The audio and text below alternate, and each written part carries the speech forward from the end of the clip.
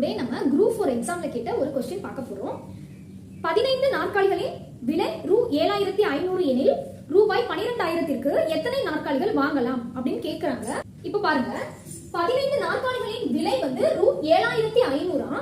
அப்போ நம்ம இதுல இருந்து நம்ம என்ன செஞ்சுக்க போறோம் அப்படின்னா, ஒரு நாற்காலியின் விலையை வந்து நம்ம ரெடி பண்ண போறோம். அது எப்படி ரெடி பண்ணணும்னா, 7500 இந்த 15ஆல வகுக்கும் போது நமக்கு ஒரு நாற்காலியின் விலை நமக்கு கிடைச்சிரும். எப்படி பண்ண போறோம் பாருங்க. இதுல இந்த 15 வந்து ஒரு தடவை இருக்கு, இதுல 15 5 தடவை இருக்கு, கூட இருக்கிற 2 0.